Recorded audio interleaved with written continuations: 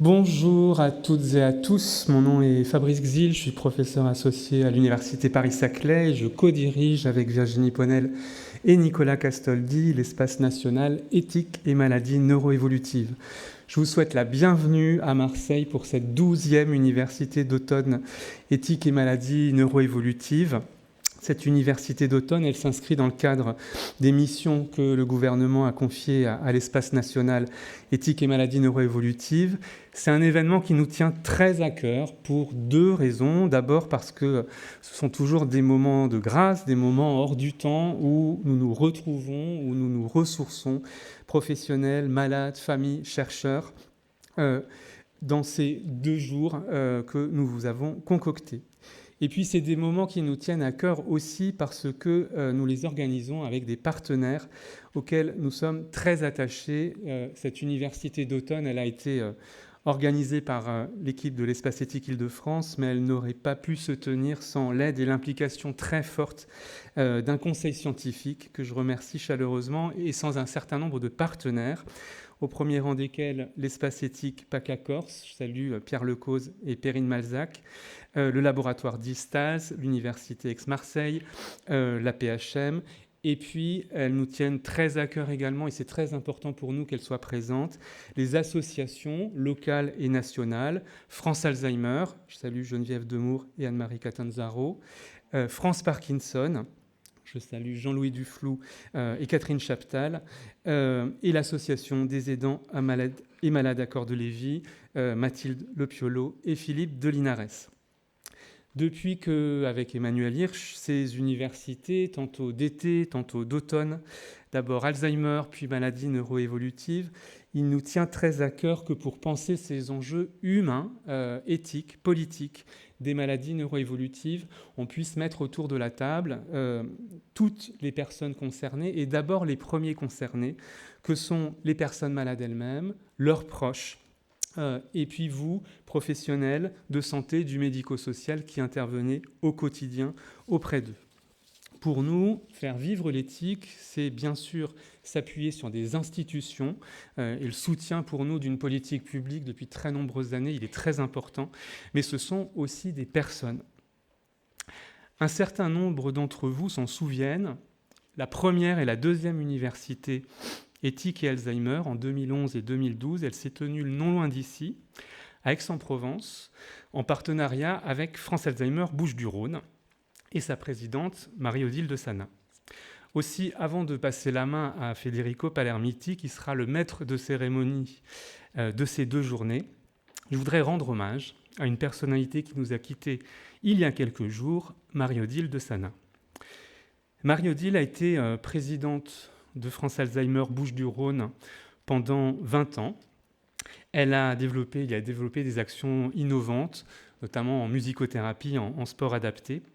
Elle a été présidente de l'Union France Alzheimer entre 2010 et 2015, à un moment très important pour la constitution de la réponse française au phénomène Alzheimer, puisque c'est le moment du plan présidentiel 2008-2012. Marie-Odile, que vous voyez à l'écran, a été une militante infatigable des droits, et elle nous a beaucoup aidé à faire donner une place à la dimension éthique de l'approche de ces maladies. Elle a été aussi présente à l'international, elle était membre du conseil d'administration d'Alzheimer Europe et d'Alzheimer Disease International, elle a été membre de l'Alliance Alzheimer Méditerranée, lancée par l'AMPA et par Madame Catherine Pastor, et elle a surtout été une aidante, et une ancienne aidante, au service des malades et des familles localement, ici dans les Bouches-du-Rhône. Mon souvenir de Marie-Odile, il est lié à un voyage à un colloque d'Alzheimer Europe il y a quelques années en Pologne. Et pour moi, c'était un peu l'alliance des contraires, passionnée et intransigeante, humble et rigoureuse, et profondément attachée à des valeurs, humble et déterminée. Moi, c'est comme ça que je la résumerai. Et elle se savait écouter et respecter, elle se savait se faire entendre, elle savait faire entendre sa pensée, et elle l'a toujours fait au service des institutions qu'elle représentait et de la cause qu'elle défendait. On est nombreux ici à l'avoir connue, appréciée, aimée, avoir été inspirés par son enthousiasme. Je salue en particulier Michel Palesi, son compagnon, Anne-Marie et toute l'équipe de France Alzheimer Bouches-du-Rhône, Catherine Pastor, Mathieu Secaldi, et vous toutes et tous qui l'avez connu. Merci Marie-Odile de tout ce que tu nous as apporté. On pense fort à toi aujourd'hui, tout particulièrement pour cette université qui a lieu sur tes terres, et nous te dédions ces journées.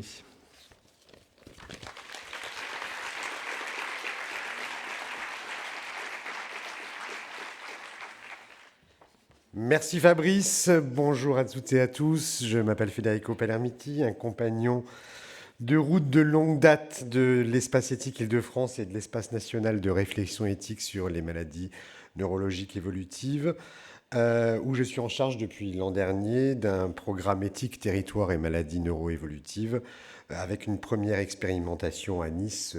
On en parlera notamment demain. Donc nous sommes, oui, effectivement, ravis de vous retrouver ici si nombreux.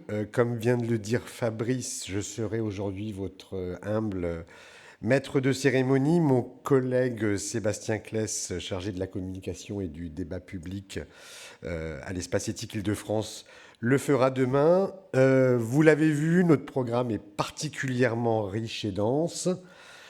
La contrepartie va être, et là je m'adresse à nos intervenants, à nos animateurs, à nos modérateurs de session, le respect d'un timing particulièrement serré. Quand vous me reverrez sur la tribune, ce ne sera pas forcément bon signe. En tout cas, ce sera le signal qu'il vous restera 2 minutes.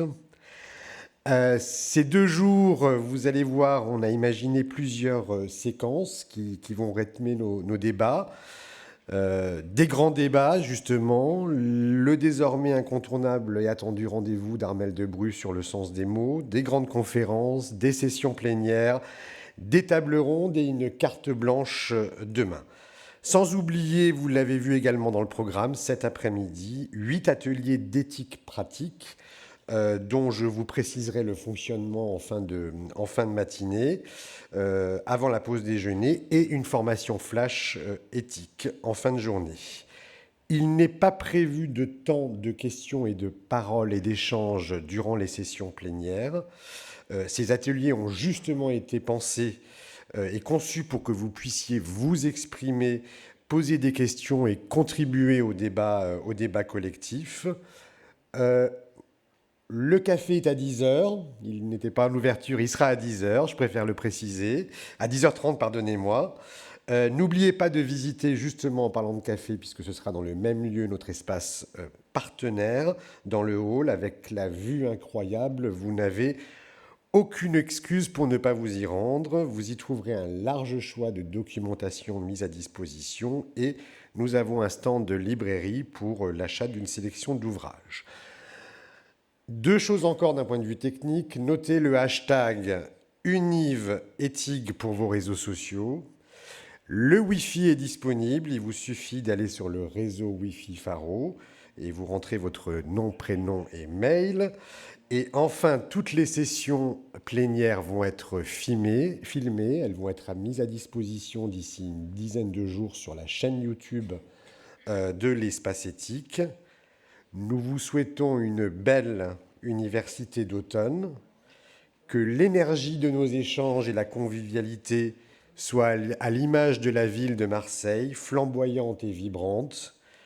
Au nom de toute l'équipe d'organisation et du comité scientifique, je déclare officiellement la 12e édition des universités éthiques et maladies neurologiques évolutives ouverte, et j'appelle à la tribune pour notre première séquence Vincent Israël Jost, Pierre Lecause et Catherine Courouble pour ce premier grand débat. C'est Vincent qui va modérer ce grand débat intitulé « Temps, corps et émotions dans les maladies neuroévolutives ». Merci à tous, belle université d'automne et à tout à l'heure.